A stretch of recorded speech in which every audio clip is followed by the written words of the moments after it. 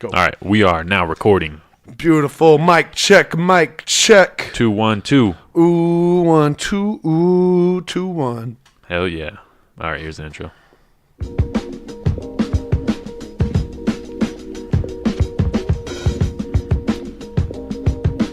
Back in this bitch like way back in the day.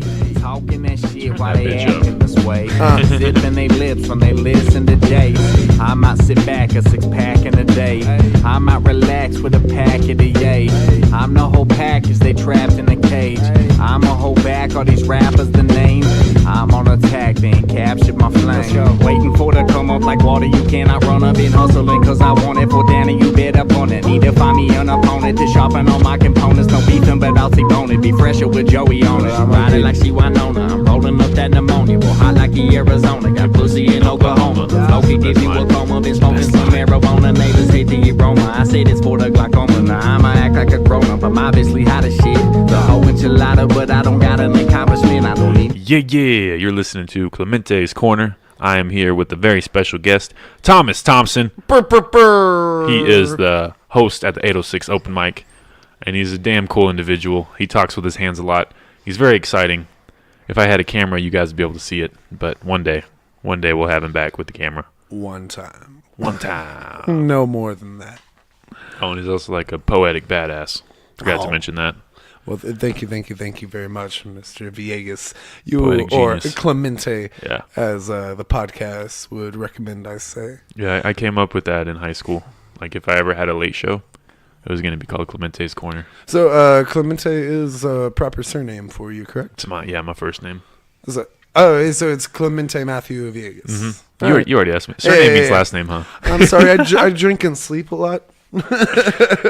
But it's just for the listeners that I'm clarifying everything. Yeah, you should definitely clarify because I don't know who listens. I thought I had English followers and I don't. So Nah, they're just some kids from like Dallas that are using NordVPN to make sure that their IPs can't be tracked by the government.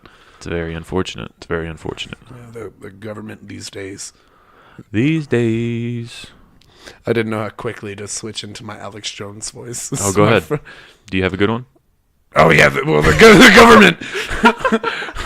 The government's gonna be tracking you if you listen to Clemente's Corner from London. You got to be using the VPNs. But did you hear him after Donald Trump shot off the rockets?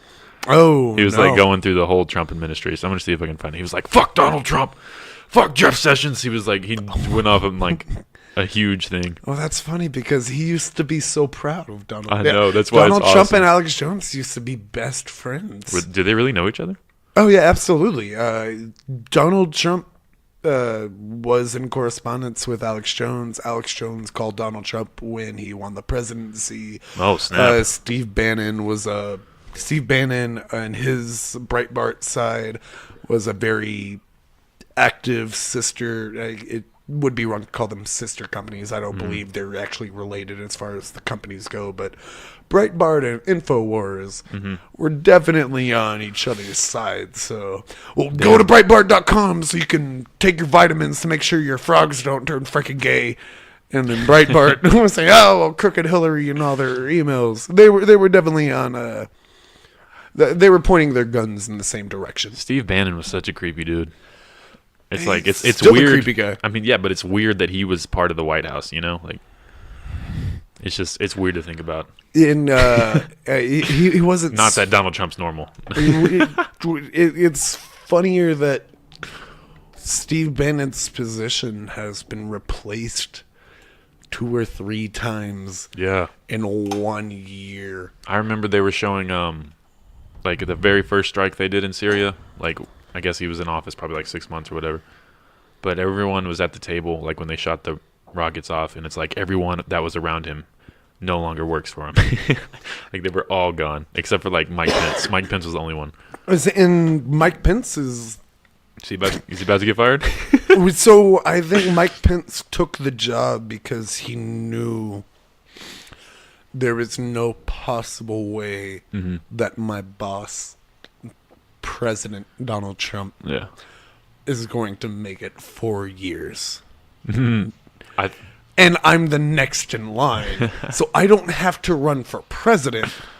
I can let this jackass whose most famous phrase is "you're fired" run on a policy of creating jobs. And he can win it. And then once he inevitably gets impeached or fired, or God forbid if this actually happens, I'm not the person wishing it, he gets assassinated or something. Whoa, you can't say that on my podcast. He's I listening. know. Because it's got the word ass in it twice. I was listening to Clemente's Corner. In between Fox and Friends and reruns of Schwarzenegger running The Apprentice, I was listening to Clemente's Corner. And a gentleman named Thomas said, I hope he doesn't get assassinated. But if anything happens, Mike Pence is second in command. He is the vice president. He is a gentleman who is known for being vocally uncomfortable with being in a room if there was a vagina in the room and his wife is not there. That's a good policy, though. If your policy with your marriage is you don't feel comfortable, or me as the wife doesn't trust you in a room with another half of the human species. I think it just comes like with his morals, like don't be alone with a woman. You know, I can kind of understand that. He doesn't feel comfortable being in a Senate hearing. Oh, really? I thought it was without his wife. I thought it was like one-on-one with a woman. Pence is pretty straightforward. If his wife isn't there, a vagina that isn't hers doesn't need to be there. I thought it was. I mean, less than that. That's a little extreme. And it should be less than that. If it was just, I can understand why me and my wife don't feel comfortable with me being in a room with locked doors and only one other person. Yeah. And that other person For has sure. a vagina. But now, if you're the vice president, you need to be comfortable just being in front of That's very true. people. It's very true. Alas, we live in interesting times. So Very interesting, man. I think. What if Trump wins again? You know, like I feel like he could. If Trump wins again, it's really easy to go extreme and say, "Well, I'm gonna move to Canada, or I'm gonna run away to Mexico or anything." Of course. If you put down on your transference documents, say like, "I would like to move from the U.S. to Canada, and I will go through all of the processes to learn the Canadian anthem and like prove that I am a proper Canadian citizen and you should accept me." If somewhere on that transcript and form you say, "I'm moving because Trump got a second election," Yeah. I legitimately don't know whether or not they would say, "Sucks for you. We don't want you." Or if they would be like, "Oh, dude, come over. We totally understand. This is a mess." We've got Justin Trudeau over here. He's a good-looking, smooth-talking politician. He's a weird guy. May not be the best economical person, may not be the best as far as policy goes, but he sure as shit isn't Trump. Yeah, he's definitely nicer. Oh, yeah, absolutely. Definitely easier to get along with. The worst thing that I've seen Trudeau do, and I think this came up on a John Oliver bit, but there's a video of Justin Trudeau showing his buddy, "Hey, do you want to see my party trick? Where I pretend to drunkenly fall down the stairs." And then Trudeau falls the damn down the stairs. But like, very controlled, like he knows how to fall down the stairs without hurting himself, but that's his party trick. So he's like a professional wrestler. Like he knows Pretty much, yeah. And Oliver's bit is, and I understand, it is British accent, I understand that watching a gentleman named Justin with a goatee fall down the stairs is a beautiful thing for any human being. John Oliver's hilarious. But wouldn't you like that guy more than Donald Trump? I don't know. I really don't. I don't know anything about Justin Trudeau.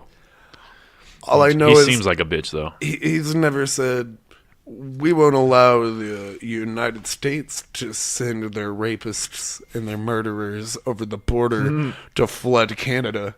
Even though that shit is wild. Statistically, America probably has more rapists, murderers, and drug dealers than Mexico, as far as the people who move across borders. Yeah.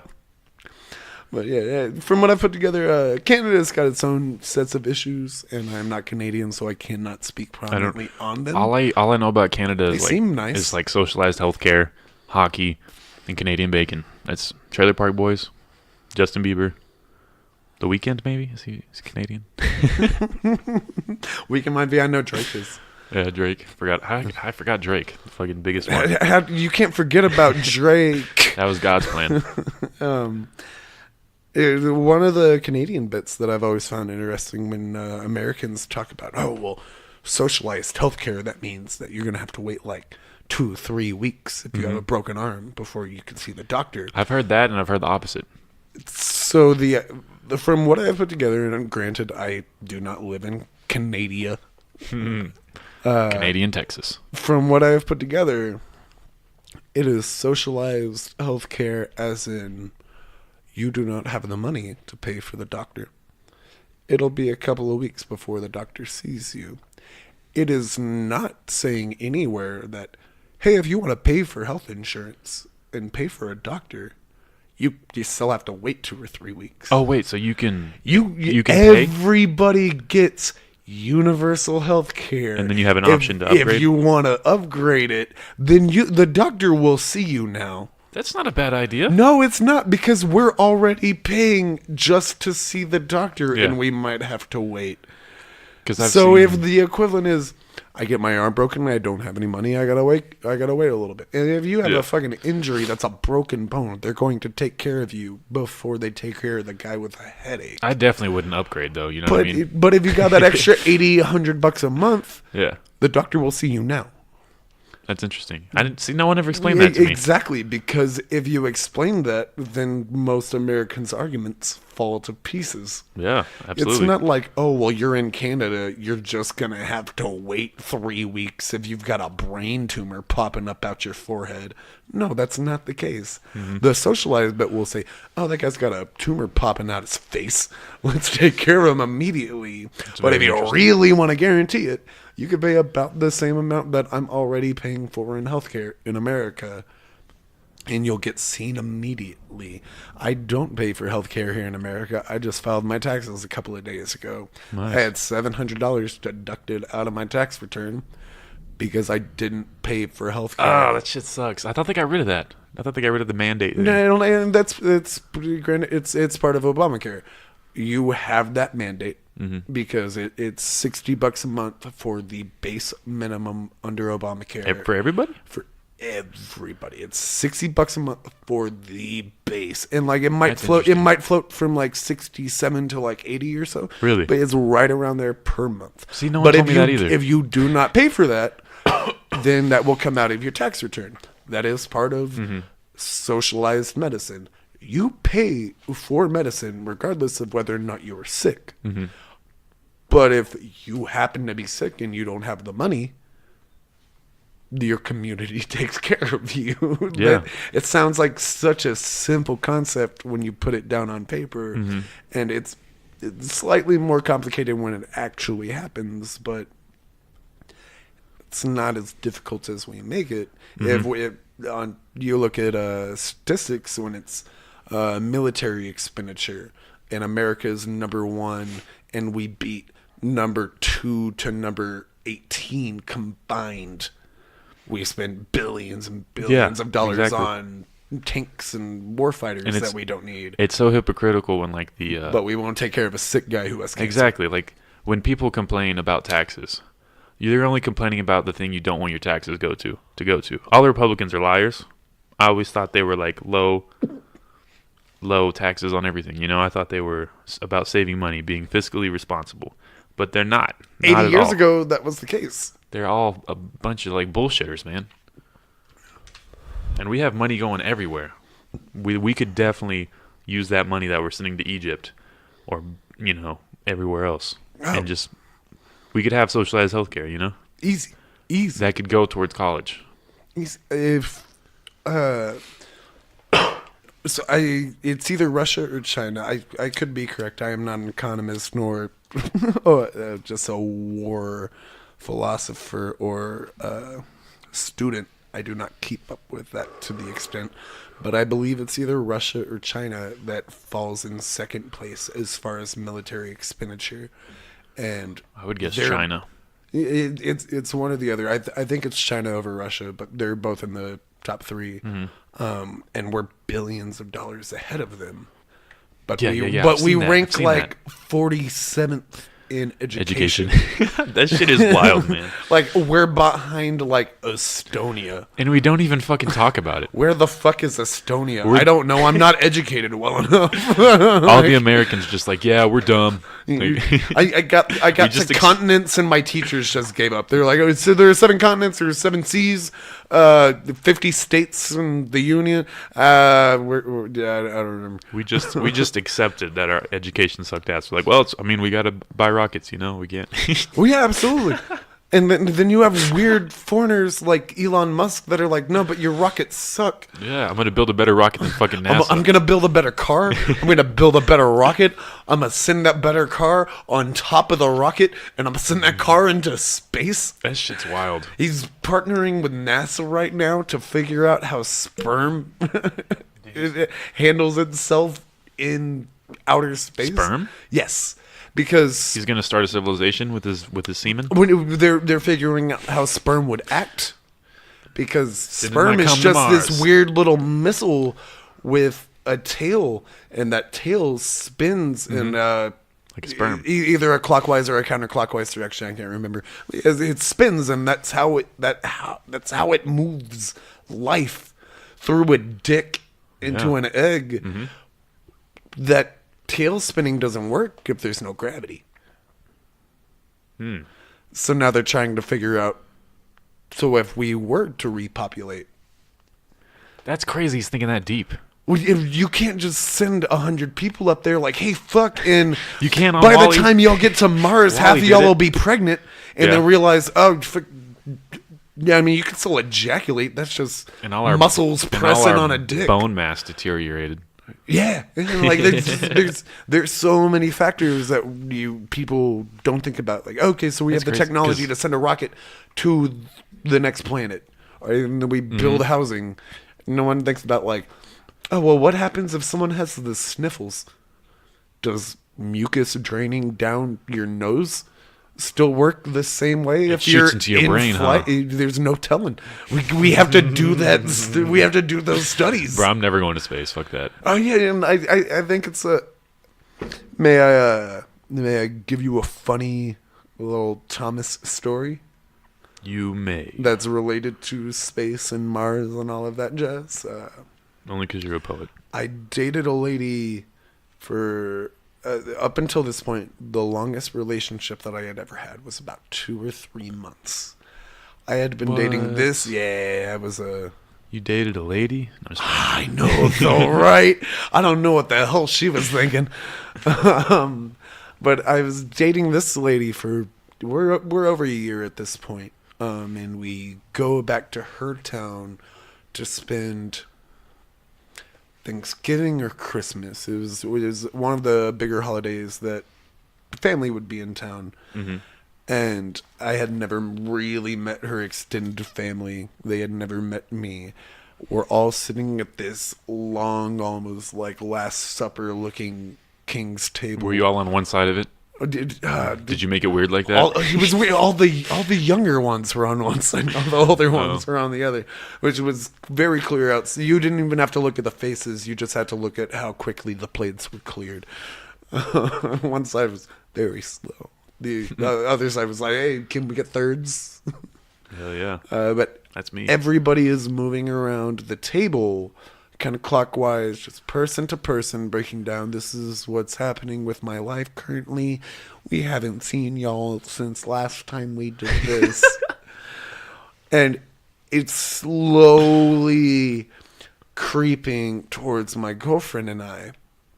And we've already discussed this. I've already met everybody, and they knew that I've been dating this lady for over a year. They did not know. Well, you said 2 or 3 months earlier. Did I hear that wrong? I had never had a relationship longer than 2 or 3 months. No, but what's a year, right? This one is Oh, okay. This is the first one. This is the first one that's been longer than Okay, like 2 or 3 months. my bad. Yeah. And the stories are working their way down the table, and me and my girlfriend have already had this conversation. Like, she knows this is going to happen. Grandma, grandpa, and aunts and uncles are going to ask, so what are you and your boyfriend up to? And they knew we had been dating. The mom and dad had known that we'd been living together for a while, but they didn't even know that the night that me and the lady started dating, she just moved into my fucking house. Really? Which was great. That's I commitment. was lonely. I only knew her and our buddy Garrett. It's a bold first step. It was that or living at her dorm. Okay. And I guess that's fair. her roommate at the dorm was just fine with having the entire dorm to herself, and the lady who moved in with me was just fine from upgrading from a dorm on campus to a whole fucking house like an adult. But how long did you know her before she moved in? That night. I met her that night. And I brought her home, and I did not sleep with her. It sounds like you bought a hooker. Because I'm a gentleman. Did you buy and a hooker? I'm a poet. Oh, man. I did throw in $5 for my red cup at the party. If that came with it, I didn't sign a contract or a waiver or anything. She's like a ninja hooker. This is the thing now. They sneak it in. She was slick and light and smooth enough that she could have been a ninja. It's a damn good possibility. I'm sorry I called her a hooker. I didn't mean it that way. I was speaking figuratively. You're fine. But we're gonna break down to the family, and we're gonna lie to them, and we're gonna say, hey, we've been dating for about a year and a couple of months or so, and Montana is going to move in with me. And that is going to be the information. No idea to them. She's been living with me this entire fucking time. Nice. I just realized I said her name, but fuck it. We can edit that out if I want to. I don't care. It was Meredith. Meredith. Yeah. I miss you, Meredith. It gets to, it's about to hit us, but it hits her cousin right before, because she's sitting right next to us. And the cousin explains, hey, grandma, grandpa, aunts, uncles, what's going on with me? I just got accepted into the Mars One program. Mars One?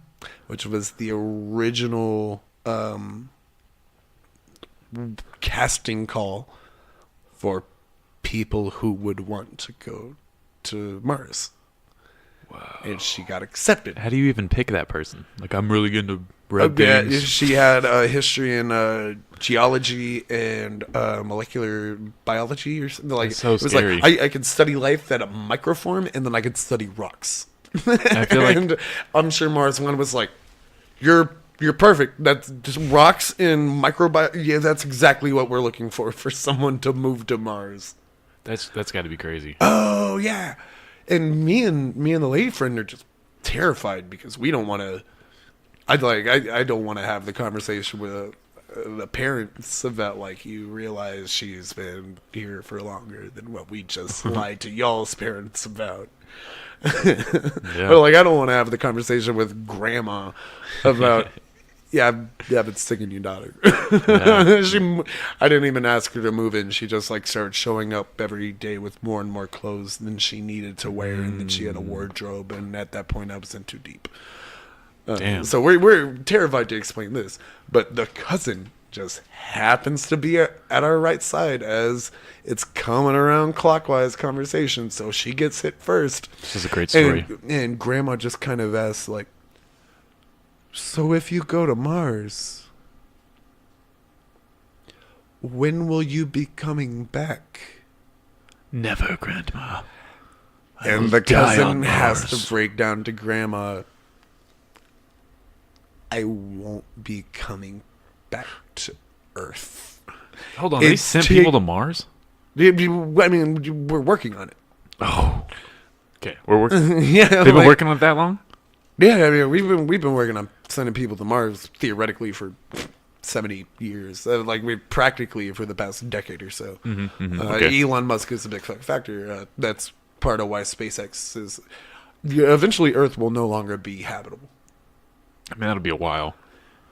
It's getting worse and worse every day. Like we used to say, it'll be billions of years before Earth won't be habitable. I'll definitely be dead. And that timeline keeps shrinking. Yeah, but do you want your grandkids to be able to live on Earth? It's up to them. It's up to them. That timeline keeps getting shorter and shorter and shorter. You know what I got to do? I got to start like hunting like old school with like spears and stuff. That way, my grandkids, when the nukes drop and everything, they'll be ready. They're like, we know how to hunt. I can catch fish with my mouth. No, but they're going to be all radiated and their arm's going to be cocked off and they're not going to have an elbow. Or they're going to be on Mars and gravity's different and their spear throwing doesn't work quite as well. It's true. We got to work on space spears. Yeah. Regardless, cousin tries to break down to grandma. I'm not coming back. And grandma and grandpa cannot wrap their heads around. Like, they were completely fine with, okay, my baby... Well, like my granddaughter is gonna go to another planet. They watched the moon landing. But my baby's gonna go to another planet, which is fucking crazy and far as shit. Yeah, like a moon's one thing, a different planet. How long do you think it takes to get to Mars? Like decades? With projected speeds, I mean, like we don't have the shuttles that could get us there. But like all of this is off of this is how fast technology is advancing, so let's do some guesswork. But if we had something that was stable and quick as fuck, it would still take you 4 to 7 years on a spaceship just to get there. Wow. Yeah. But I mean, like, space is big. See, like, would you even be able to use your legs anymore at that point? I mean, you'd be working out you'd be in atmosphere controlled shuttle. That I mean, exists. like exactly. It's all theoretical. Oh, okay. I was gonna say, does that really? Because we got. No, I mean, like we have. Is Star Trek real? We have the schematic. Like we could make it, but I mean, making something to that extent is the equivalent. Like I would need trillions of dollars. Mm-hmm. I would need the entire GDP of Europe for 5 years. I know, okay. To make this one spaceship to throw 100 people on, and then we're gonna send that. We've had almost as many rocket launches that have failed as we have had successful ones. Nobody is gonna put up trillions of dollars to send some motherfuckers off to a planet 7 years away. Elon Musk will do it. Yeah, absolutely, and that's the plan. That's the plan. But like to bring it all back home, it was a beautiful like Earth to astral proportions moment when my girlfriend and I are worried to tell Grandma and Grandpa that we share a bed together. Yeah. And we're saving Mom and Dad some dorm room fucking money. Mars' sister over here being a buzzkill. Yeah, and Grandma and Grandpa realize you're never coming back. Cool. That conversation, that clockwise going around the table, that ended right there, right before us, and they're like, "Oh, Meredith and Thomas, what are y'all up to?" And just hanging out, having Thanksgiving dinner with you folk. Yeah, but again, you're never coming back to this planet. And it still trips me out because I'm like, the first bit that you should have tripped about is you're going to go to another. Fuck it, even if it was the moon. If you came up to me, Clemente Matthew Villegas, and told me, Thomas Thompson, I'm going to the moon in a year. I'd punch you in the mouth and would say, quit lying to me. Well, you would punch your sister in the mouth? I'm just playing. I didn't realize we were related like that. I was talking about the story, but I put you as the wrong character. You weren't. I know you. You weren't even yourself. You put yourself in the wrong. You put yourself in the wrong character. You're right. May I run to the restroom real quick? Yeah, run to the restroom. Cool. While I run to the restroom, Jamie, would you look this bit up for me? Yeah, sure. It's my Jamie impression. I'm gonna play Alex Jones. Alex Jones. Damn it, man! What the fuck? Is there nobody fucking pure in this goddamn fucking world? See, now I'm fucking pissed right now. Syria fought Al Qaeda, they fought ISIS, they fought it all. And now you got Mattis and fucking all these people shitting all over us. and the goddamn fucking liberal fascists censoring us everywhere the last 2 days. We did an emergency fucking 36-hour broadcast trying to stop this shit that could lead to World War III. And you fucking liberal pieces of fucking shit, you fucking assholes, fucking support this. Fuck you. You fucking goddamn degenerate fucks. And fucking Mueller and fucking Comey and fuck you. Every major analyst. See, I shouldn't even be on there right now. Oh man, I gotta wait for you to get back because that was funny. Oh man, I wish it was recording the whole time. Yeah. I could have stopped it. And I didn't think about that. Oh man, if it was recording the whole time, that's spectacular. I hope Yeah, that it was. somewhere It absolutely was. didn't leave it in. I hope there's some point in this podcast where you can just roughly hear me doing an Alex Jones voice while I'm taking a piss in the bathroom I was and honestly just hoping that drip. 'cause you were talking over Alex Jones, which made it even more spectacular. Oh, yeah. So you watch Every this. analyst agrees can't watch this it, could but- trigger World War III unlike anything in our history. And the Russians were the good guys battling ISIS and Al-Qaeda. I'm not a Russophile. I've never been to Russia. But I've studied the geopolitics. They are the white knights. And our military 5 years ago joining the Russians to block Obama and the Arab Spring and do the right thing, did the right thing. And now, Mattis looks like a fucking Emperor Palpatine. When that cocksucker knows full fucking well that Al-Qaeda and ISIS staged all those fucking chemical attacks, and now they're blaming it on the goddamn motherfucking I shouldn't be on air right now. When the fuck are we going live? I shouldn't be on air right now. Fuck Trump and fuck these fucking people. At a certain point, man, I'm sick of all you fucking liberals and mainlanders. You're a bunch of cowardly fucks. You're not Americans. What's going on? Oh my god. Okay. Should we shut We're these about to feeds go down and live. delete Okay, them? so this wasn't even part of it. I thought this was like his real broadcast, but still, he's fucking crazy. Can the listeners hear the audio? Yeah. Have you ever? Bill O'Reilly has a famous bit where he was significantly younger, like before Bill O'Reilly was all gray, white. Oh hair. yeah, when he was like, "Fuck it, Fuck it, we're going live. We'll do it live." Like it wasn't until I just saw that Alex Jones clip that I realized, like,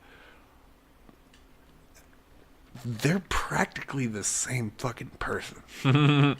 Like because they cut to the same fucking like guttural male masculine. You need a drink, pro man shake. You can get it from Infowars. Bill O'Reilly's not that masculine though. When He's got a young, cocky young, attitude. young Bill O'Reilly, fuck it, we'll do it live. That's damn close to Okay, yeah, that's I haven't damn seen him close young. to I Alex haven't seen him Jones. young. Like, But yeah, oh fuck it, you liberals, you're not American because you disagree with me.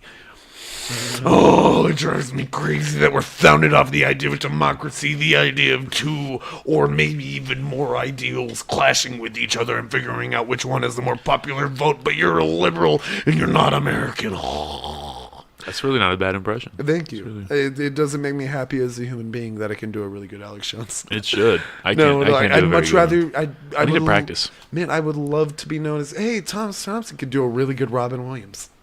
Thomas Thompson could do a great Jim Carrey. But Thomas Thompson could do a really good Alex Jones. Robin Williams voiced like 100 different characters. If you can do Robin Williams, If I could do any of them. you could be Robin Williams. You know. So, this is kind of an outdated video at this point, but yeah, before Williams passed, there was a gentleman who blew up on YouTube because he does spectacular Robin Williams impersonations, and he almost kind of looks like him, but like he has the facial expressions to go along with every little nuance of Williams. Really? And a whole lot of people my age got to know Williams out of like cartoons, specifically the genie from Aladdin. Mm-hmm. I knew Robin Williams from Mrs. Doubtfire, and if you were to release Mrs. Doubtfire and it wasn't a Tyler Perry Medea film, people would be outraged if like isn't that fucking crazy? Well, yeah, well, like if Seth Rogen did a whole movie where he was a cross-dressing nanny, it's ridiculous. People would be fucking infuriated. They would. I hate people so much. Yeah, And That's like ridiculous. which doesn't define, like, there are totally acknowledgments and all that should be made aware of, and yeah, like, we can all grow as far as our humor and our sensitivity goes, but at no point in Mrs. Doubtfire is there a real joke where it was like, isn't it funny that I used to have a dick, but now I think that I'm a female? And like, he spins it in any weird direction. Yeah. The entire film is just phrased up with, well, I'm already a known goofy comedy actor. He plays a voiceover comedy actor in the movie. He does. Which is why he has so many funny accents. And he can do that weird little British lady.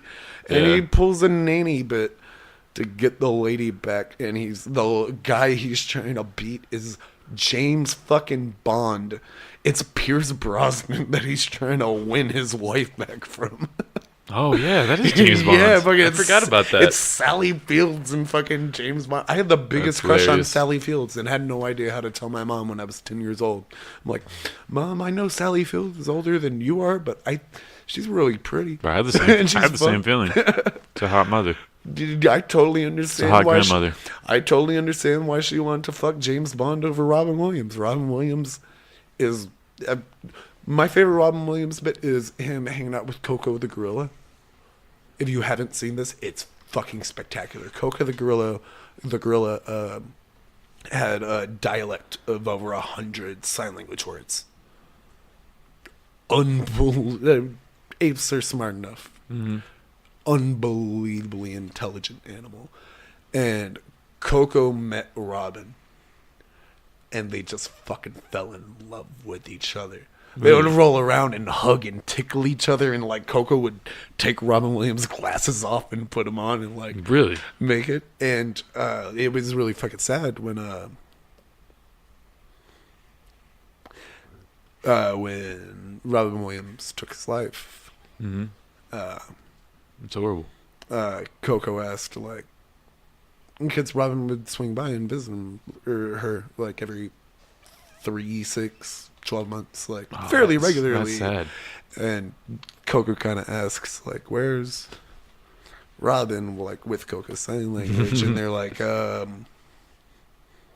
can't imagine Coco, or they explain Coco, like, the concept of suicide as opposed to death, but, like, they broke down Robin. I would just say isn't here, like, he's Robin. gone. Yeah, that's basically what it broke down to, and Coco just got real sad.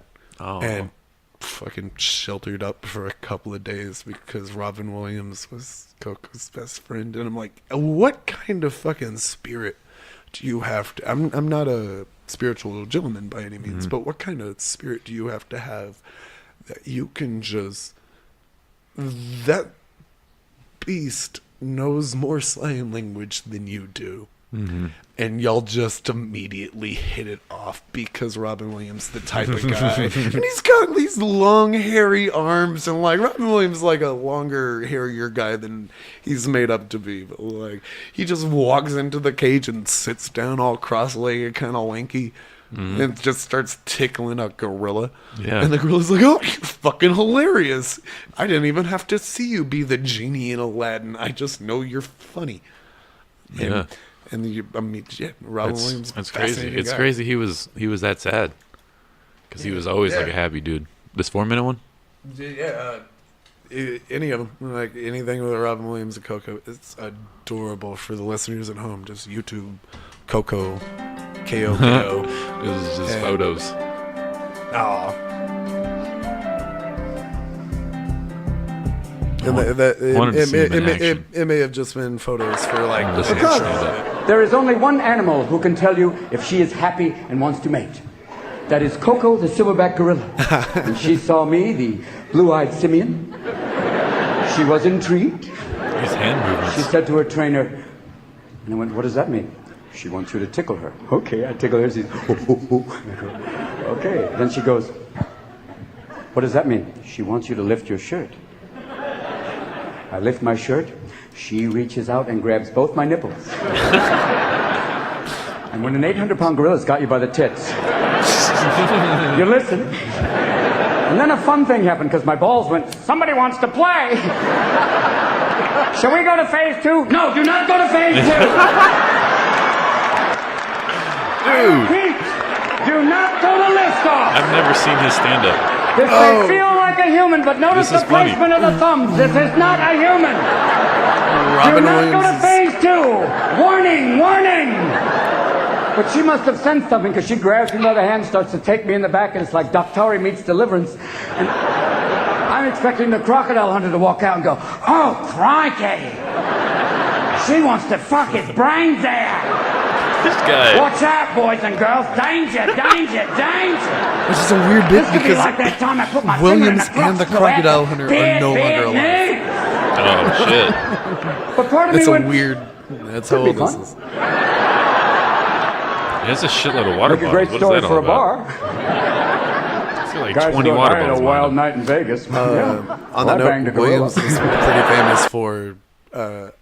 I mean, he's a funny enough guy that I'm sure he had 5-6 hours worth of material just think in so? his back. Oh, easy. Wow. He had 5 or 6 hours of like practice material in his back pocket, but he could literally just go up there and improv, like as long as he was getting laughs.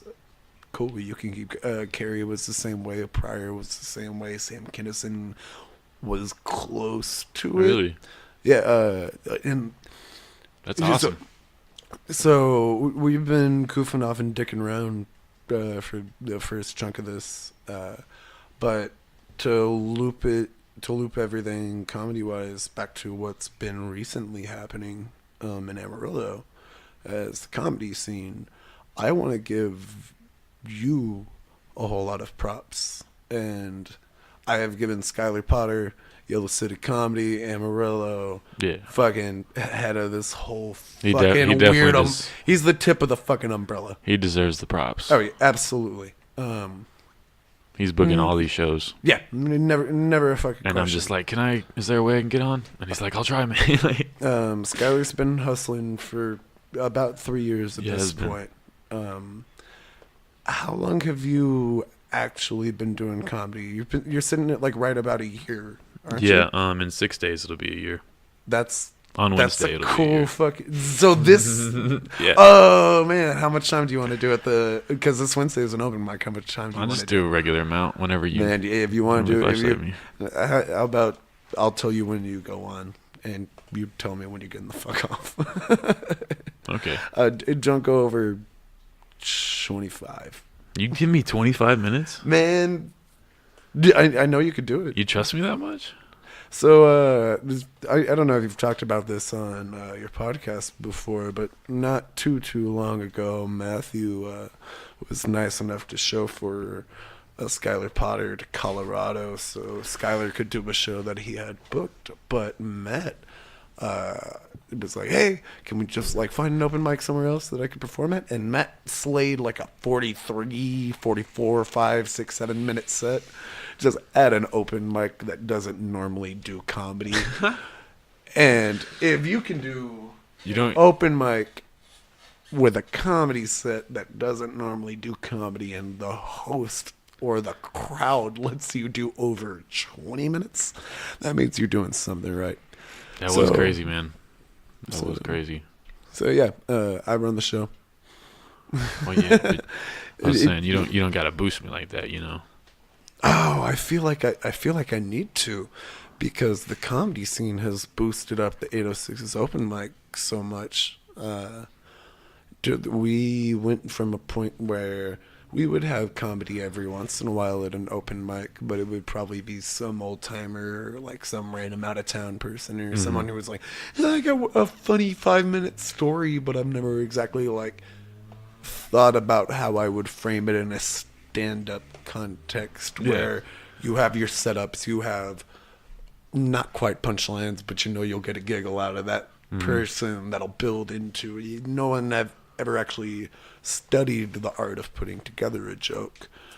And then all of a sudden we have a comedy scene, and it was Skylar, Roth, and Tristan. And those two faded out, and all of a sudden you're here, and then Tim's here, and Masson's here, and we've got all of a sudden my open mic list went from 80% poets and musicians to damn near 50% of its comedians at this point. Yeah, the last one was crazy, man. Yeah. We had like 7 comics. It makes it different. Like, that's light. I've had 11 before. Yeah, we only have 20 slots.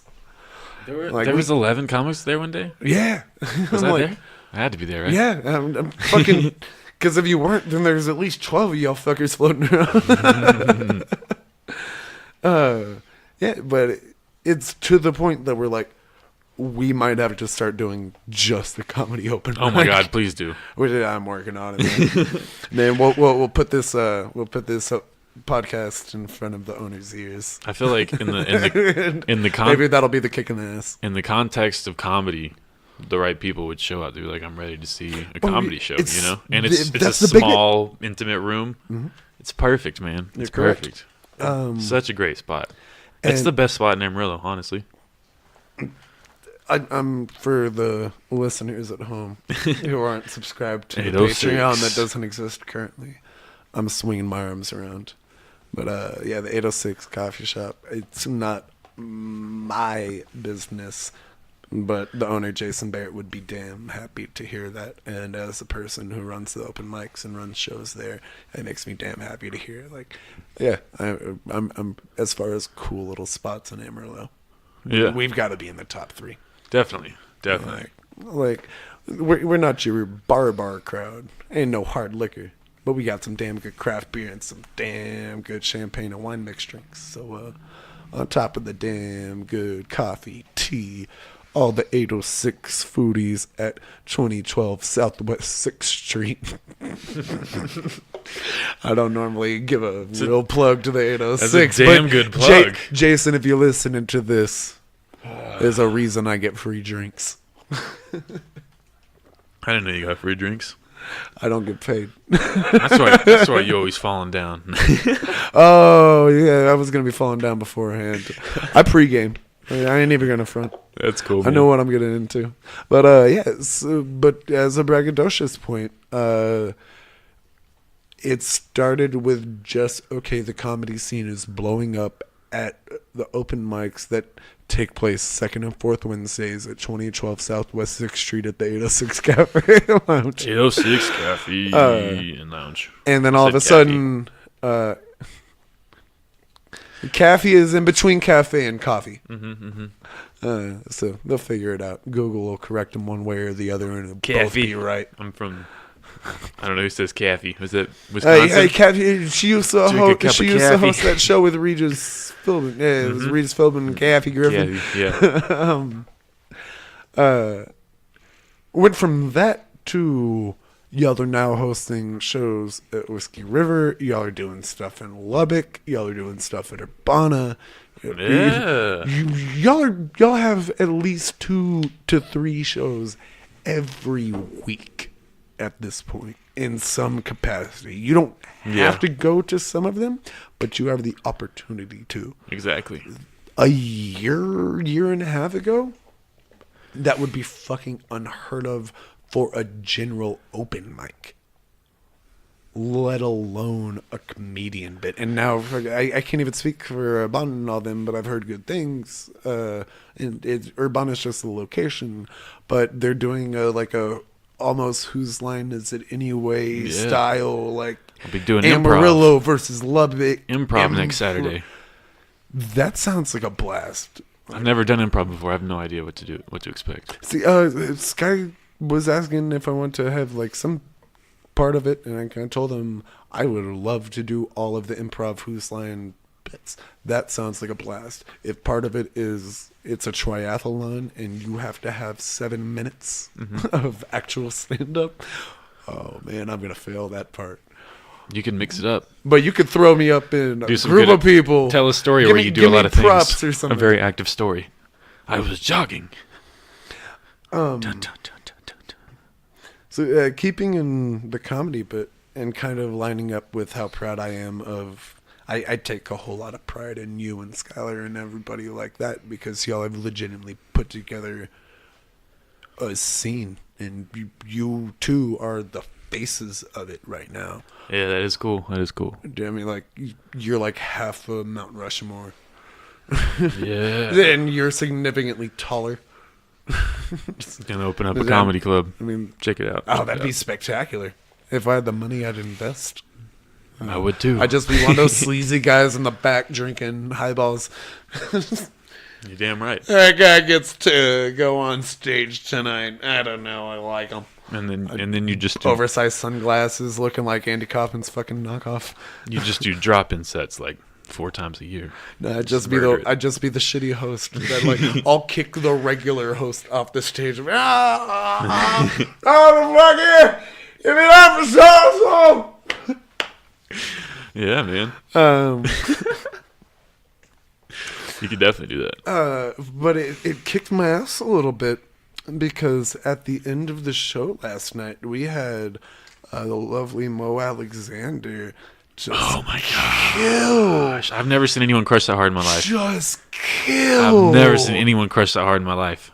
That blew my mind. And he sat down the whole time. Oh yeah, He just sat down and he controlled the room with ease. Just fucking amazing. not even the vast majority of the audience was lining with the bar. The bar faces away from the stage, and this gentleman had everybody facing the stage And losing their shit. You know you're killing it when someone stands up during your joke and starts jogging.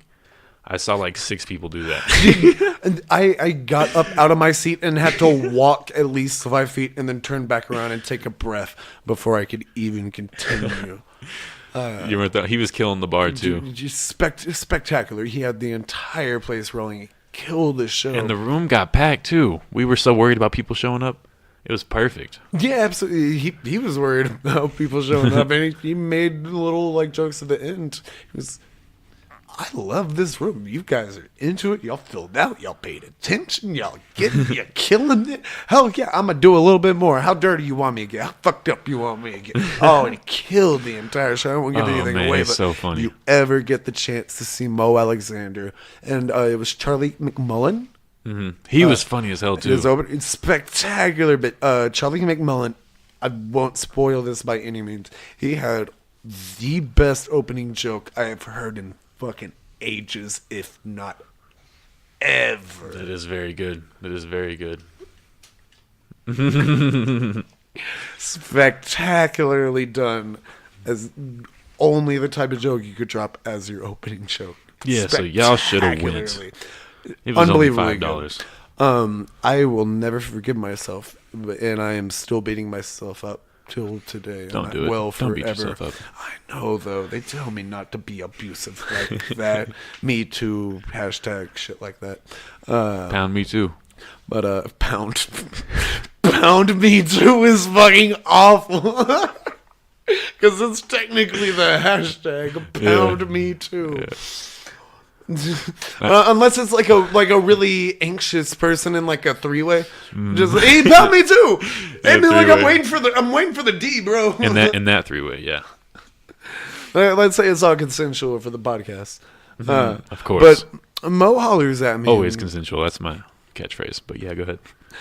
Mo hollers at me and says, okay, so you and Skylar, your other buddies, your other friends that like I could tell you like you're part of the scene and all that. You were on the open mic like a block away. Yeah, for sure. And like we start talking about, I've been doing this for like a decade or so. Like I could sing, I can rap, I can play guitar, I can play drums, I can play bass, like dance, whatever the fuck you want me to do. I just haven't done stand up. I was telling him like I've got 3 or 4 5-minute bits. Hell yeah. That like I could do. And for the listeners, I want you to put your palm up Just try facing one. towards Just try one at Whiskey River. the listeners, I want you to put your palms up to the ceiling and then wave your index fingers and your thumb like you're trying to think of something. I can tell they're not doing it. Well, it hasn't aired yet. Yeah, so but I just that's have a feeling. true. But I want you to, I visualize that image of like trying to come up with an idea, your fingers waving in the air. And I was telling Mo Alexander. That's fun to do.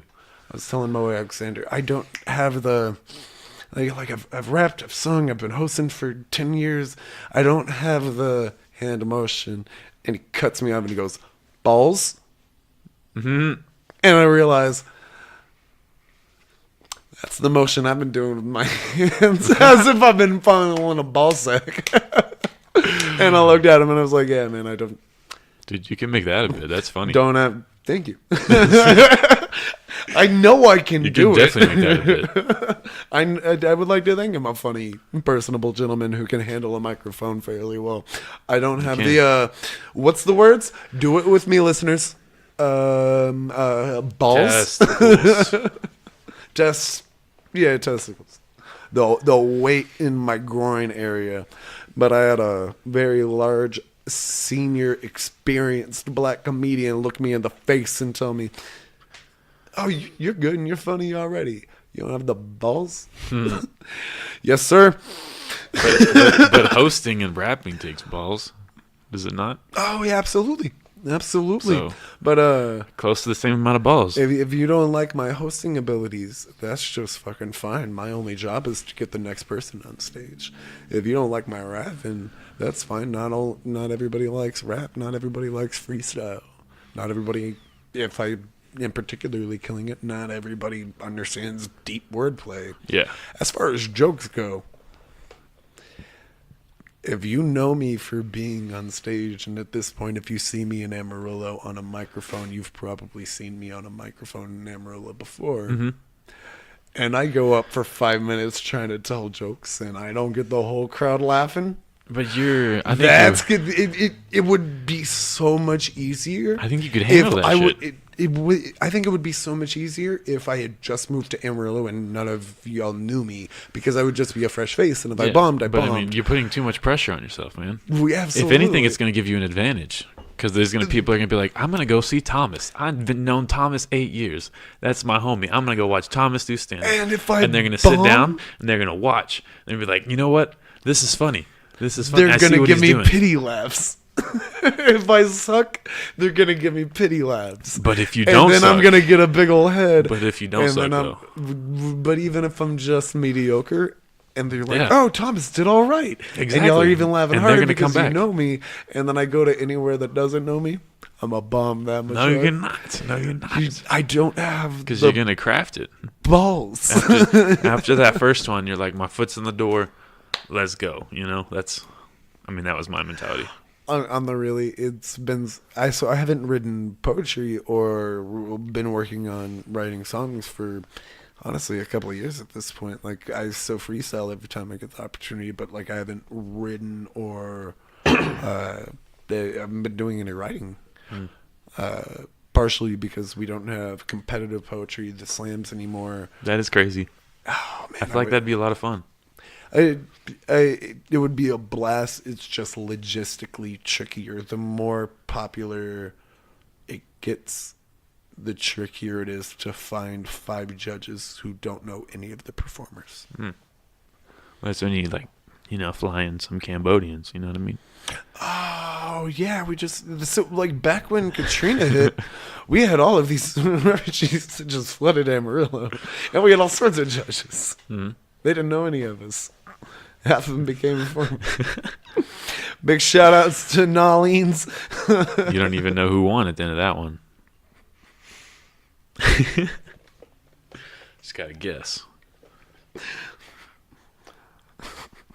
Go home and study. Figure it out.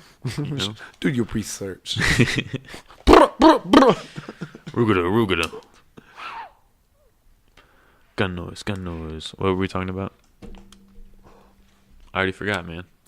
Just the Random general stuff. comedy scene. Yeah, I think comedy. it started with and y'all went from being the comedy bit of the open mic at a coffee shop twice a month to y'all have an easy 3 shows a week at different locations, if not even factoring in like if someone's going out of town to do a show. Yeah.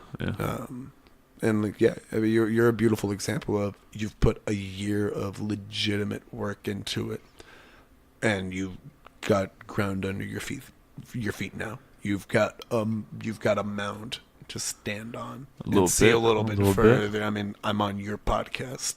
Yeah. I've been telling jokes for 27 fucking years. I don't got a podcast. I've granted for the first like 2.5, it was like baby girl, but It's Joe Rogan's fault that I have a podcast. no. Can you look up Joe Rogan for us, Jamie? So anyway, he's like this fighter, karate man, announcer, comedian. Yeah, I think Actor he sometimes. used to make people drink like measured 2 cups full of horse sperm, shit like that. You have to lay like- in snakes. Like dangle off a car while the car is made of flaming snakes. I feel like and somebody should have some- died. You know, I'm sure there were probably plenty of injuries that never got aired. there had to be. There had to be. Plus, there's got to be, there has to have been like unforeseen sicknesses and things like that. Because like, I see the more extreme bits. Like he had, there was a team that like, there were 2 teams and like 2 guys on each team. One of them had to drink a cup of horse semen. Oh, The other for guy real? had to drink like 2 cups of horse piss. Oh man, I'm quitting that game. I ain't drinking semen. Fuck you. Yeah, and like I've always had in the back of my head, surely this has to be like This has to be milk. a concocted thing that's made by fucking people who Yeah. understand what's safe to digest, and it's just fucking like risen to the proper temperature and everything to make it gross enough and sold to them like they believe they're actually drinking semen or piss. So you're saying it's not semen or piss? Joe Rogan swears to fucking God it's all true. That's intense. Which makes me think like there's no proper way Who's walking around for with a vial of for horse semen? like How there's cre- the how FDA's creepy not are you, gonna sir? not gonna approve that. Just walking around with semen in your pockets? You just got a vial of horse semen and just gonna Nah, that shit they got Just carrying drove around this to the fucking set on like bucket a of horse Hollywood semen. lot. we need a Hollywood horse. Where does this horse even go to? It goes to lot 7B. Jerk this horse off. Fear Factor. Oh yeah, that douchebag that does the MMA commentary. Oh no, yeah, that's later on his career. And I love me some Joe Rogan. But Yeah, Joe he's Rogan funny. now hates Fear Factor Joe Rogan. He was like, man, I was a douchebag. I totally get why people hate me. Did you see that Fear Factor where he grabbed that guy, tried to like punch him, and he like pulled the shirt over his head? So I've seen little clips online that'll be like Joe Rogan Fear Factor fight or Yeah. something like that. I've never actually watched it It's actually pretty cool. I'm gonna look it up because that sounds because fun. like Joe was a He- world-class kickboxer. He for handles a this dude so minute. easily. Yeah, like it.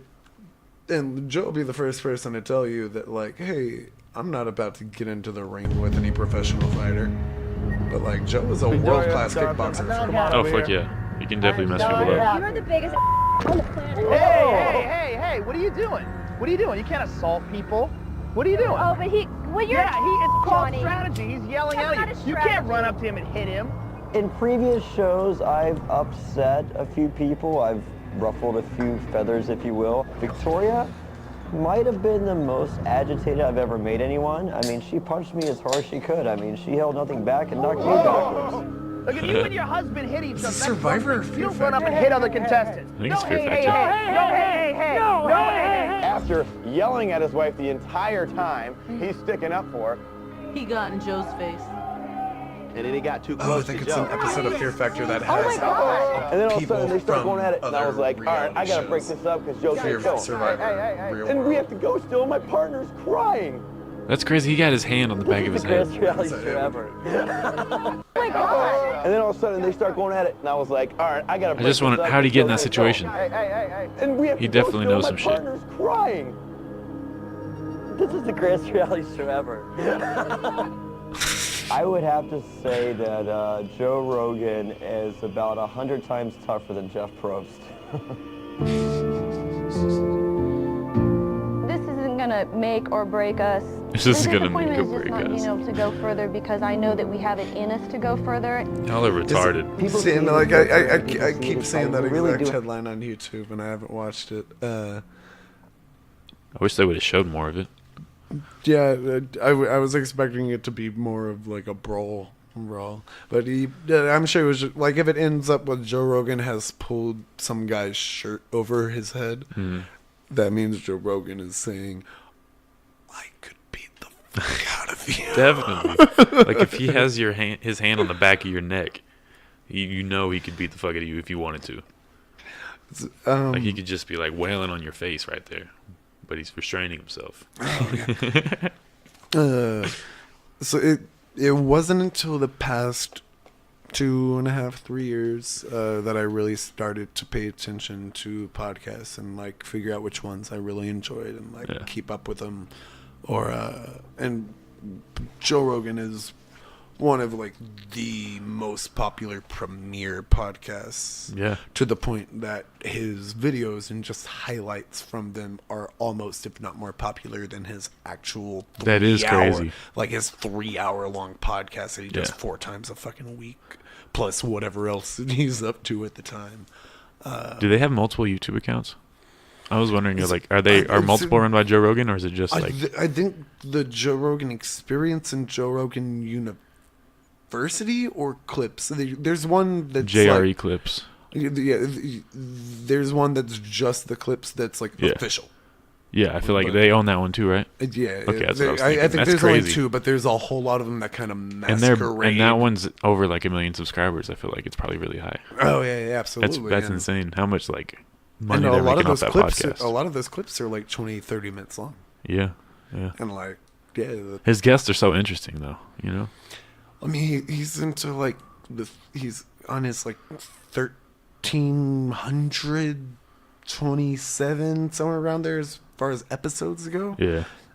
Guarantee you he doesn't have an episode that's out that's less than fucking hour 45. Most of them are close to 3. Yeah, sometimes more. Yeah, so you've got fucking 7,000 hours of podcast out. What the fuck? Yeah. Traditional is I need 5 or 10,000 hours to be a master of anything. Oh, okay. I see what you mean. You got 7,000 hours of podcast out, and think about how much of that shit didn't get trimmed, or like didn't make it, or got trimmed, or. That's very true. That's very true. Fucking, so I always looked at Joe Rogan, and to an extent, just me being a jaded asshole, the MMA community to an extent with a downplayed light. I wasn't a fan of it. But the more I realized, Joe Rogan is a well-rounded human being with factors outside of the fear factor side of him, or the like, oh my god, Conor McGregor's gonna knock the fuck out of him. He's a good announcer, though. Oh yeah, he's a spectacular. As far as commentator goes, spectacular. I was at a point in my life that I wasn't a real big fan of MMA in general. I'd much rather watch a boxing match, but that's neither here nor there. But once I started listening to his podcast, it was really, really easy to almost feel like you're in the room with him. Yeah, it's crazy. And like he's a buddy of you really get to know that person. Oh yeah, absolutely. On a very intimate level. You know, it's crazy. One of the best YouTube clips I've ever seen. We actually could probably look this up, but it's basically like Joe Rogan in 19 seconds or something to that extent. Like the entirety of Joe Rogan's soul summed up into 19 Did you say, seconds. What's it called? Joe Rogan 19 seconds? Yeah, let's go with Joe Rogan 19 seconds. Let's see if that brings it up. There we go. Entire being in 19 seconds. Joe Rogan's entire being. We put like a monetary value on actual life itself. Wow, it's just such a strange concept. Yeah. Did you see that guy accidentally hit that moose with his car? No. Holy shit, Jamie, pull that video. Joe Rogan's a fascinating human being. He's a world-class kickboxer. He is. Black belt in jiu-jitsu. Commentator for UFC. Has been since he was like 29. Raised in Florida when alligators were still endangered. and world famous podcaster. That's crazy to me. He got rid of his Boston accent. Like, you heard him when he was younger, right? Oh yeah, he had it heavy, real heavy. I didn't know you could lose that. I guess you just gotta practice talking different. Waiting tables. Get away far enough. Waiting tables gave me a whole lot of practice in switching around accents, and like I couldn't immediately hey, going to Boston. Like I couldn't. I'm terrible at accents. I can't immediately go into something. Mm-hmm. But the second I'm speaking to someone who has an accent, I can pace them really well. I would sell cars pretty well. Really? Like, oh yeah, because waiting tables, I have, let's say I have 4 tables of, they're all couples. They're all 2 people. Hi, my name is Thompson. Run into the next person, and he's got his 10-gallon cowboy hat on, his stirrups. Oh, my name is Thomas. How are you doing, sir? You see a kind of rougher guy tattoos long. Hey, man, how you doing? What's cracking? So I can see this and I go, come on. Llamo Thomas. Nice. And they say, white boy knows some Spanish. So it's funny, white boy, is most people would say me llamo. You don't need to say the me and me llamo. And I'm like, I'm aware. We're not going to get any further in this conversation. Though I just know the llamo Thomas. White boy's funny. Okay, it's funny. So yeah, I got 4 different faces in like a minute and a half. Nice. My only answer is, you want sweet tea or do you want a beer? That's all I'm looking for. It'd be funny if that family spoke English and they're like, "What are you doing, man?" Oh yeah, absolutely. And like it's all about and like I know my way around Spanish well enough that like I can handle myself in a conversation, or at least enough to like understand the gist, and I can make enough apology to say like, "Sabe mi inglés shit," and like break it down. But I thought I was going to go to Argentina for a couple of years. You were? Yeah, I was going to be a missionary. Nice. Yeah. And part of being a missionary in Argentina is learning Spanish. And you know what Argentinians that live in Argentina and speak their own flavor of Spanish really want is a white kid man that thinks he looks like Jesus, showing up with his broken ass, kind of Mexican, kind of Spain, kind of Argentinian Spanish, showing up, fucking up like like major conjugations because I don't know where the seniority lies or the formality. No. Oh, that's too bad. No, I turned 13 and I realized maybe there are other options in my life. Is that when you had your bar mitzvah? Oh no! See, me looking like Jesus means that I'm the king of the Jews. Oh, okay. So you didn't have to be Jewish. No. If anything, like Jews go to hell. I know, dude. Like my book sucks. For the listeners, I'm Jesus. He's not Jesus. You can look into it if you want to. He's an imposter. Don't believe him. I know, though, but I think the guy that everyone wrote about was too. That's why there were like 23 different authors. No, he's in my heart. Well, he showed up in the sequel. he's in the sequel. Sometimes, you need a number 2. You were the one asking about what happened to the Jews.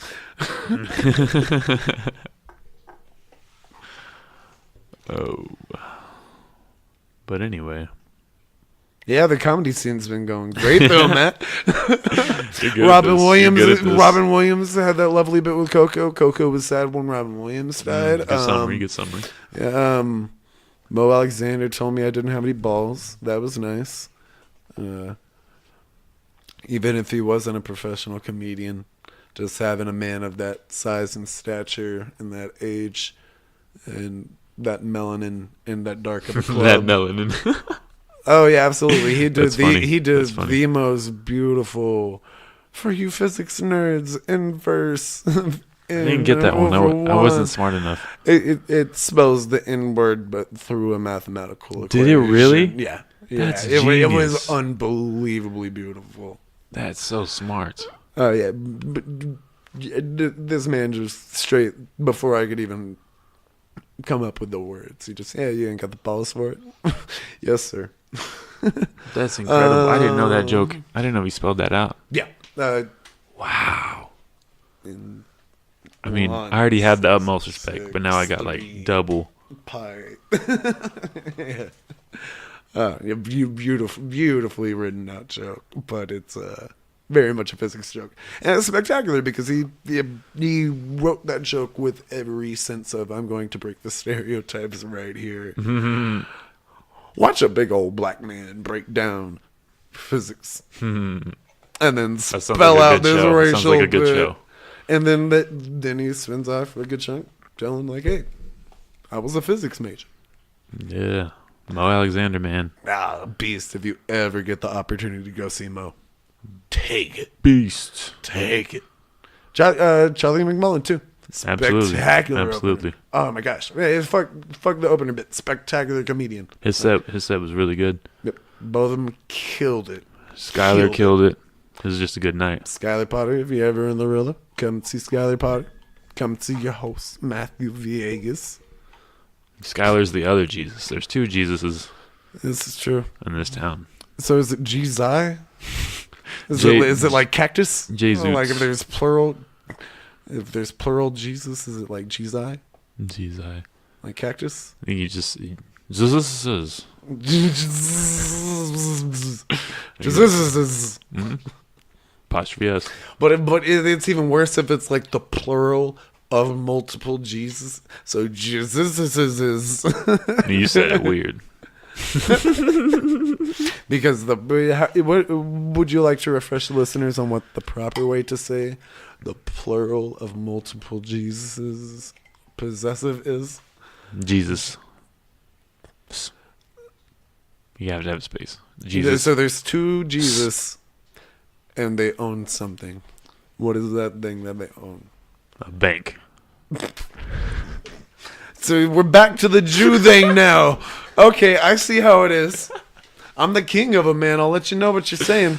Oh, it was too perfect to not say that. You know. Oh yeah, it was beautiful. I can't throw that pass out and not expect you to fucking dunk it. I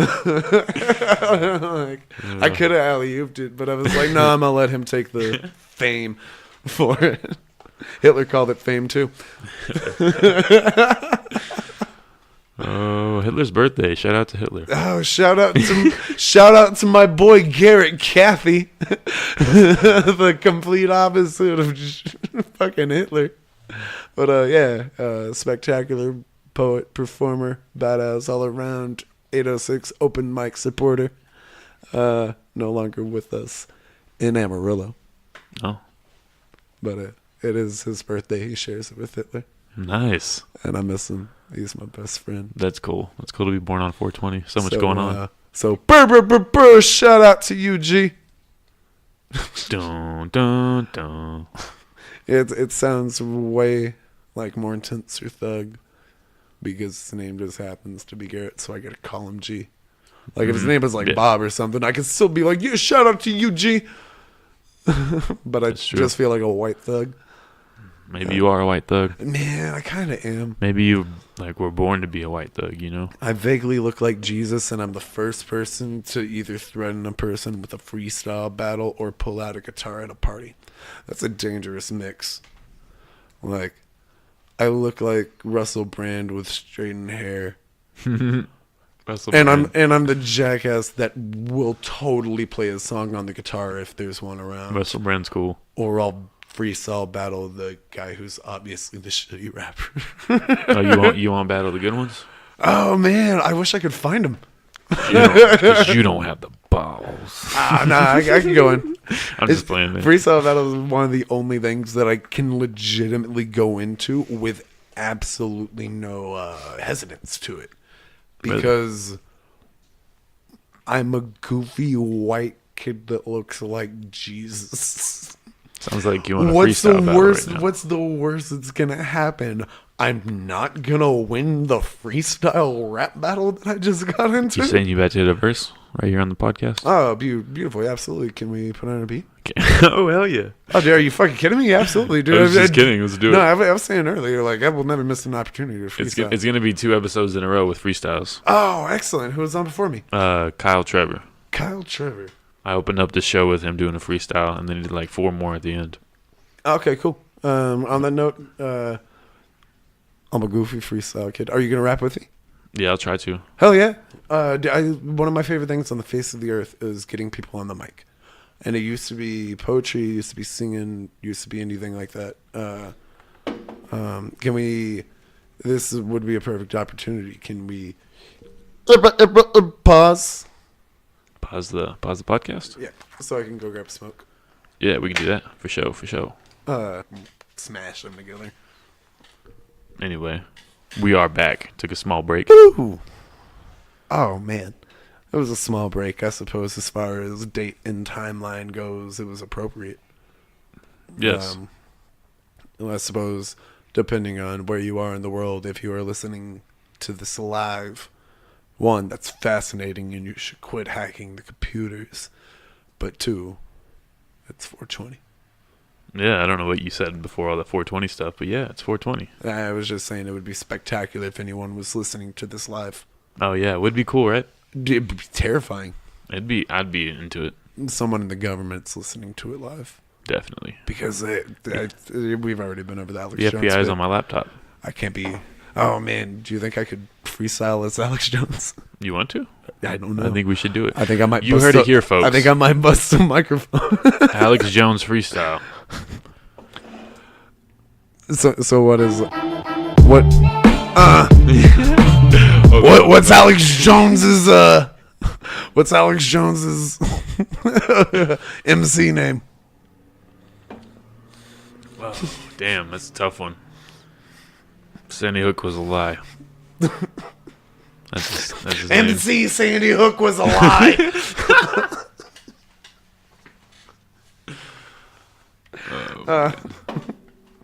I got it. Vampire zombies, maybe. I got it.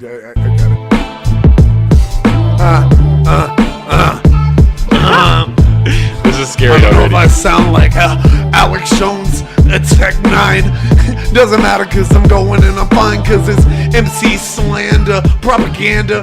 Going in Alex Jones and I'll ban you from my Facebook. Align with Breitbart. Doesn't mean InfoWars and then I start wars when I'm going and you need some more. Ooh, let me get Kelly Conway on the floor because Sarah Huckabee Sanders going around. You know I'll be the fan No, you didn't. take it down when you're rumbling. You gotta understand that I'm not just stumbling. I'm pumped up on protein pills. That's turning the fucking frogs and giving them gills when they need lungs. You understand, son? They're only gonna have daughters, you pussy, you won. What? Because you let the libtards go. And you need to understand I flow off the top of my head. You see how much chest puffing. Yes. Then you get even tougher. You're roughing them up. Then you run amok. Then you gotta understand your luck is stuck in the fucking ditch, you bitch. You understand? Once again, Alex Jones is my man. I mean, I gotta get that bitch off and fucking breathe. It's Thomas Thompson. You understand my C's? Cause I'm chilling, just hanging out on 420. You wanna understand? Cause I'd rather drink a 40 and then smoke a blunt than maybe smoke a bowl. You understand? That's how I like to rock and roll. But I'm a rap kid. I like to get the mix within. You understand that everything I do is all about the spitting with the rhythm. The tip of my tongue is the reason that my lung be sung when the song is sung. Then the fat lady fell down. I understand it. Gotta understand I rock this fucking planet. I ain't African Bambata, not King Alibaba. Doesn't matter when you go and I slaughter, not Tariq Trotter. He's the fucking blessed. I mean the best. I mean the black thought. Then the next bit you wanna pick it up. Then the beat drops off and it's such and such. So then we go. And then the song is sung. And then the song is fucking done. Damn, bro. That was impressive. But you rapped like Alex Jones for like a minute straight. I've never done a rap with an impression before. That was fucking crazy. It was kind of fun. Like, I can't believe that just happened. You know what I mean? Like, I cannot wait to listen to that back. that was the greatest thing to ever happen ever, and it happened on my podcast. Oh. It was like, wow, just For all the listeners that aren't paying for the Patreon that doesn't exist, so you don't get to see the video. Just blew my I'm blushing mind. right now. Just blew my mind. That was awesome. You're rapping in someone else's character, especially when they're a really outrageous character, is fun. Like, that was enjoyable. Did well. Did well. Yep. Yep. Can you? Is my mic live? Here we go. Check. Yeah, I can still hear it. There we go. Yeah, I turned you down a little bit. I forgot to turn you back up. No, you're fine. You're fine. Because you know Alex Jones. I was about to look at you and be like, you just turned me down for that entire freestyle? Here you're going and like cutting some comment or some shit. Like, yeah, Tom, man. I'm friends with Tom and ramen, eating ramen noodles. Toaster strudel. Dr. Do, little. Snagging him next to my poodle. For Roodle. Whew. Exactly. I thought you were supposed to hop in there somewhere. I know, but then I started thinking about it. I was like, I can't ever be Thomas. But dude, that's the big deal about freestyle rap. One of my favorite things is getting people into, especially people that you wouldn't just immediately think could rap, getting them into freestyle. Because you're not setting out to be the next Jay-Z, Eminem, Tupac, or anything like that.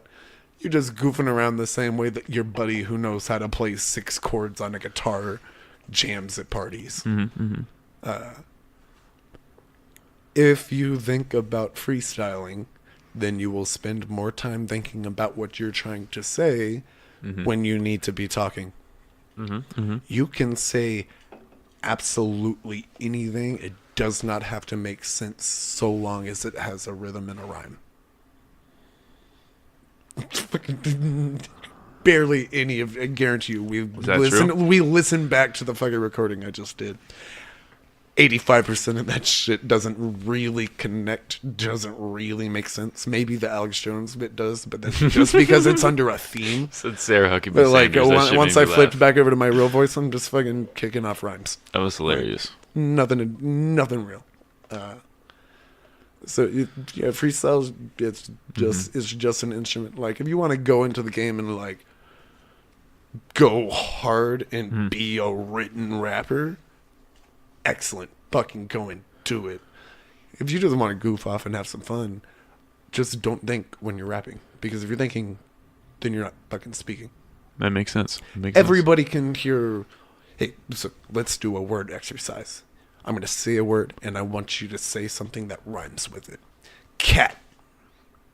Mouse. Fuck you. Bat. It's that easy.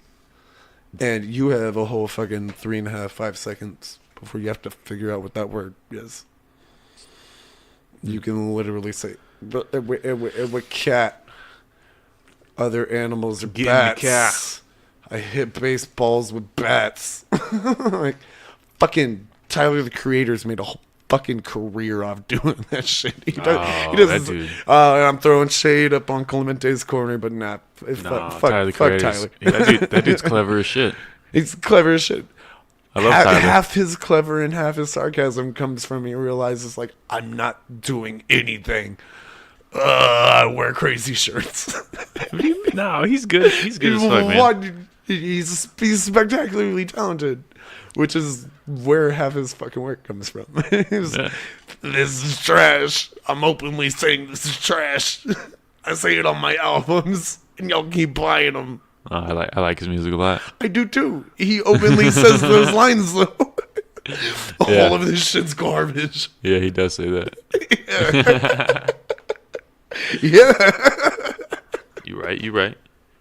I like him. Super talented. Yeah. He's talented to the point that he's like, I'm gonna make fun of my audience talented. It's like, I like Russell Brand too.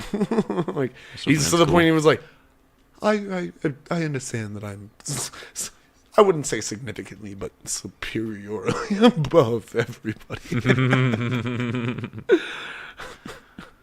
I'm just gonna casually wake up after banging 3 hookers every day at 7 a.m. to deliver you my hour daily news broadcast from my hotel bed. That's something he does. Just wakes up every morning at like 7 and delivers the fucking news. He delivers the news? And he's just fucking like shirtless in his hotel bed that he just woke up and just, hey guys, this is what the fuck is going on right now.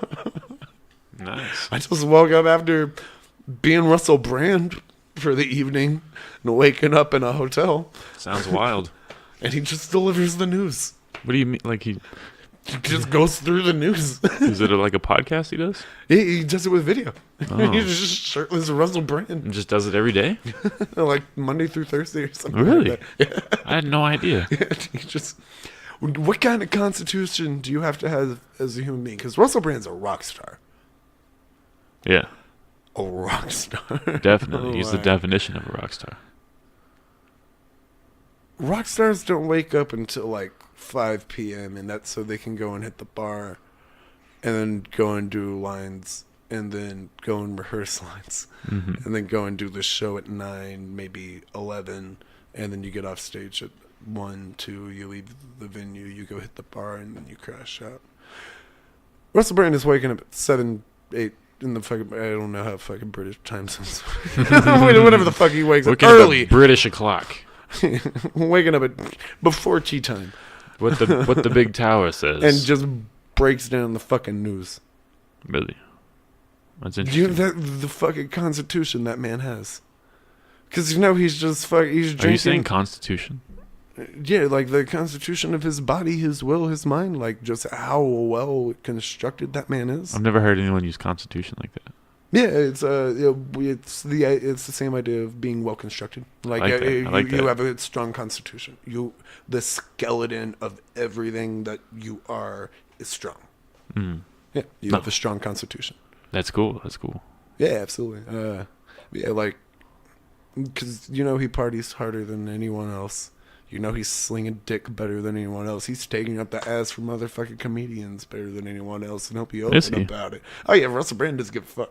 Russell Brand's like, sexuality is sexuality. Like, if it feels good, do it. He's very open. He's just fucking killing every aspect, and he wakes up at fucking 7. Just look at the headlines and read the news. What?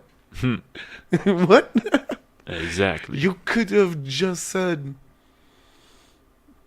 "Nah, mate, I'm gonna sleep." You could be Russell Brand. I think you're more Russell Brand than Jesus. Oh man, Russell Brand has an entire 2-hour special where it lines up where he's trying to explain to everybody why he's Jesus. So that's fucking hilarious. Oh, I can't. It breaks down around him having a savior complex. I don't have a God complex. Me, Thomas Thompson, I don't have a God complex. I have a savior complex. That's scary. For the listeners at home that aren't watching on the Patreon that doesn't exist, I just flashed my lip tattoo, which just simply says Jesus across it. And that also means I'm getting a Patreon. But if you look at it for too long, you turn into stone. Which is why some Harry Potter stuff. No, it's a Medusa. Medusa. I think it's Greek. Same thing. But yeah, I remember when Hermione and fucking Hercules were hanging out. Hermione, Hercules, and it was brooms, lightning. We all know. Yeah, for sure. I mean, Zeus had the whole lightning from the sky. Harry Potter had that whole scar on the forehead. I read most of the books, but it's just like it's the same villain in every book, man. It's like get more creative, Harry Potter. So I remember I loved the Harry Potter books when I was growing up, but I got to a point where I had moved on past that flavor of reading. Yeah, me too. I was even kind of cool with wizardry fantasy to an extent, but I had moved past Harry Potter. When you say wizardry fantasy, do you mean like wizard porn?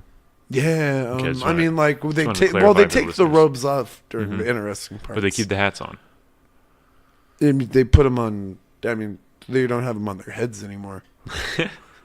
I mean, I guess they still have them on their head. You say, yeah, I guess you're technically right.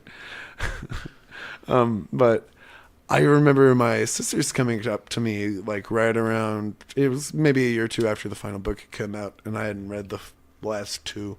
And spoiler alert, lots of motherfuckers die. Dumbledore dies. Snape kills Dumbledore. But my sister comes up to me and she goes, Thomas, did you know that Dumbledore was gay?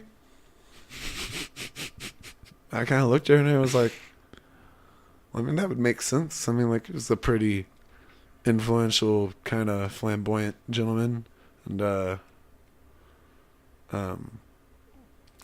never mentioned any of the books that I read that he had a really fun wife or anything like that. You think that kind of guy with that kind of power and that kind of charm would just be slinging fucking wand everywhere? Maybe he is. That's why he also, don't need a woman. I'm a TM patent slinging fucking wand. Slinging a wand. But she looked real disappointed at me when I was that would make sense. If I was the author, I'd write him as gay. And she looks at me and she was like, no, but J.K. Rowling just came out and said to the straight said this fucking quote and said to the wizarding world. Why? That ruins it. You should leave it up to our imagination. It was don't tell me shit. It was right around the time of gay marriage getting like kind of nationally legalized, and I don't remember how Harry Potter got. It was because are you sure they didn't? No, just it link was that up? because someone like there's backing evidence, but there was some petition to get the J.R.R. Tolkien from Lord of the Rings estate, and then J.K. Rowling from Harry Potter. It's something to that effect, to like kind of agree that they could say Gandalf and Dumbledore are lovers. Gandalf and Dumbledore. And it's way trickier to Wasn't it the same guy at one point? No, Gandalf is from Lord of the Rings. No, but like the same actor. Like when Dumbledore died, and he ended up being yeah. Dumbledore. I should know his name. He's spectacular. He also sings death metal. Is he Magneto? Yes.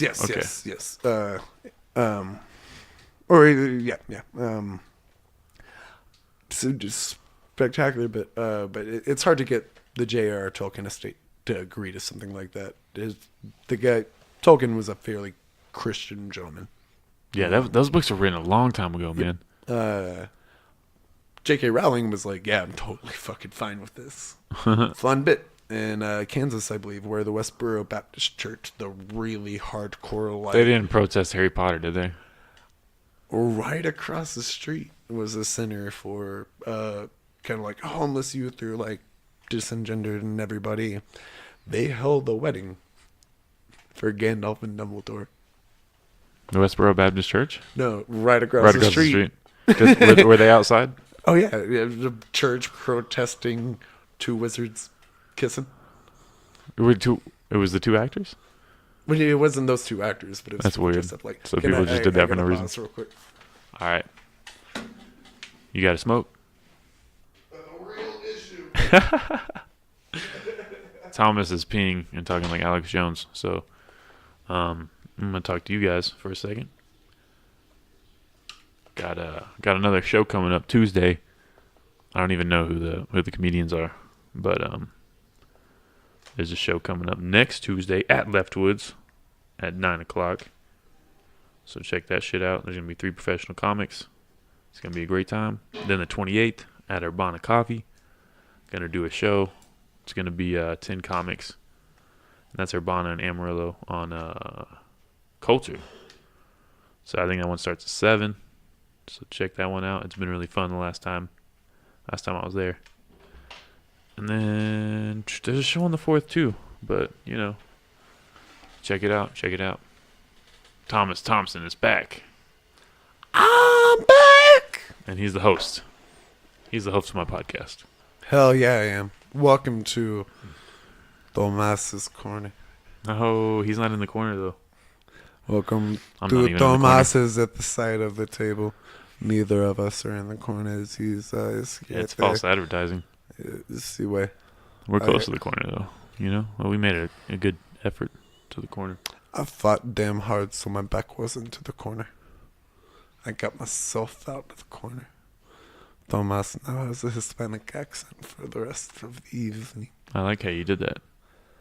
You got yourself at the corner, you know. You see, because I was on the corner for a while. Me papi punched me and told me to stay in the corner for 15 minutes, but he never told me how to count. Really? So I stayed there for 45, and then me mommy. How'd you know it was 45? Because me madre That's came also up your and story. said, Tomas, you've been there for 45. You chase times 15. And I said, oh, So you mommy, I still don't understand math. Y'all haven't explained to So me you what had time two on is. reserve. Yeah, that's what she told me. But when my father turned his back, she told me, run. 45 minutes And I've is been like- running ever since, and now I'm here. That's like and 8 I'll never hours have when you my were a kid. back to the corner. That analogy doesn't even fucking work. You don't have your back to the corner and fucking time out. You have your fucking nose to the corner. It's true. That analogy didn't work. Have you I heard? just- Have you heard that thing about putting a baby in the corner? No, it's like a movie thing. Quote. Yeah. What does that mean? He puts baby in the corner. I can't Is that fucking somebody's nickname? I can't remember what the fuck it's from. Yeah, it's I've heard people it's say old. that. It's an old 80s fucking movie. That It's like Dirty Dancing or something. I don't know. it actually might be Dirty Dancing. Yeah, I want to say it's a Travolta movie. Is he in Dirty Dancing? I haven't yeah. even seen it. And that's a quote that like floats around in my head, but I can't fucking place it. I know John Mulaney has a bit that references. I was about to say John Mulaney's in the movie. Well, no, John Mulaney has a bit that references. It is from Dirty Dancing. The guy, the whole John Mulaney bit, the guy who says that, he gave his eyes to the New York Eye Donor Society or something to that extent. What? Yeah, he gave his eyeballs. What's his name? I have no idea. Somebody give up their eyeballs? Yeah, well, the guy died, and he was an organ donor.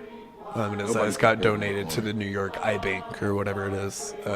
John Mulaney's got a spectacular whole fucking setup involving that guy. No, he's the guy that nobody puts baby in the corner. Jeremy. I'm gonna get his fucking name wrong. Regardless, Mulaney's got a spectacular bit. He closes out one of his specials with it. He's really good. Oh yeah, Mulaney's fucking hilarious, and he was. A lot of people say he was like slept on for a long time, but he was a writer for a long time. He didn't exactly have his face out, especially like when he was really cutting his chops and making the funny stuff. He was a writer for SNL. He wasn't a face of it. I didn't even know he was a writer for SNL. Yeah, are you familiar with Stefan, the flamboyant guy that like covers his face? Yeah, he and was cheeses on up? what's his name? Bill Hader? Yeah, John Mulaney and Bill Hader, best friends. John Mulaney Nice. writes Stefan. What? Yeah. And all of those cheese moments where like Stefan like breaks character and fucking loses it. Bill Hader is super professional and hates breaking character. And John Mulaney loves fucking with Bill Hader. He seems to break character more often than other people. So they'll do the dress rehearsal. And then John Mulaney, right before live air, will go and fuck with the cue cards. Really? That's why he and trips then out? and then he'll be like, and then he'll run up and catch Bill like right before fucking like showtime, like go, and he'll be like, tonight's hottest nightclub is, and Bill will just be like, what? I got to go on air like right now. And then like he just gets his fucking cue cards and he's got everything down. That's badass. Until a fucking random card comes up that John Mulaney decided to throw in there just to make him break. That's like, awesome. Yeah, anytime y'all listen to the Stefan, like, is he Weekend still on Updates, there? Is Bill Hader still on SNL? Yeah, he's still he's working more outside of SNL, but every once in a while he'll pop on as Stefan, or he'll pop in as a different performer. I don't think he's a regular series cast member anymore. I honestly, like, John Mulaney just moved to being a regular series cast member, so he might have. Mulaney's a cast member? Yeah, Mulaney's now a working actor on SNL. Yeah. I want to watch it now. Oh, see, in the most recent Weekend Update that Stefan was on, had John Mulaney come out as his weird polysexual piss artist friend, and Mulaney just comes out in like all black latex leather looking. Damn. So, his name is Shy. Shy. Yeah, Mulaney's between Mulaney's work with Bill Hader and Mulaney's work with Nick Kroll on like, oh, hello, fucking hilarious. Nick Kroll's show is so funny. I never watched it when it was on. The Kroll show is amazing. Okay. So the Nick Kroll show is great. And I'm blanking on it, but he's got an Big animated Mouth. Big Mouth. Yeah. Yeah, I haven't watched it, but I've heard it was funny. Good. The first episode I saw, it was all about masturbating, and I was like, this is a little weird. That's the whole fucking thing. Like, the whole bit is like how a 13-year-old blunt puberty is. It's all real monsters for jacking off jokes. Makes sense. Yeah. Well done. John Mulaney. But yeah, I missed the Kroll show, man. I don't know if it's still on Hulu. But you ready to wrap it up? I think we've probably yeah, we put a lot of time in. Yeah, we burnt through the effort. Yeah. That jazz. Yeah, it's time for a nap. It's about time for a nap. So you got any outros you want to plug?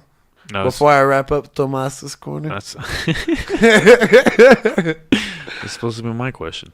But hey, yeah, I already talked about it earlier when you were pissing. But on the 28th, there's a show at Urbana Coffee. I keep hitting the table at 7 p.m. It's a Saturday. Come check it out. It's 5 Lubbock comedians, 5 Amarillo comedians. And then Tuesday. I don't know what day Tuesday is. I think it's the 24th. It's the one after Monday. Are you for real? I've been wrong before. It is the 24th. So the 24th at Leftwoods, a show at 9 p.m. It's going to have 3 professional comics coming through. I don't know their names right now. I can just edit out or edit in an outro. You know what I mean? You sure can, man.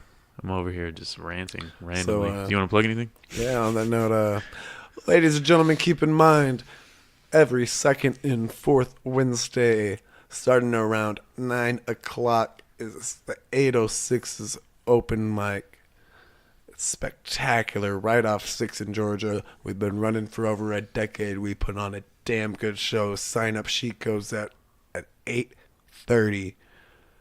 Music, comedy, dance moves, spinning on your head. If you want to, people do that. If you want to paint for 8 minutes really quickly, I'd allow it.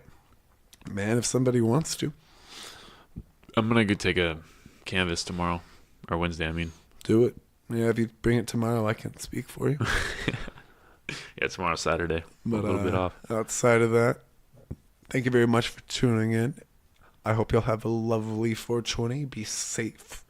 Love your friend. Love your neighbor. Tell your mom you love her. Tell your dad to fuck off. Peace out. Jesus loves you. Have a good night. Happy 420. Happy Hitler's birthday. I'm just kidding. Happy birthday, Garrett. Happy birthday, Garrett. All right. Peace out, everybody. Boop.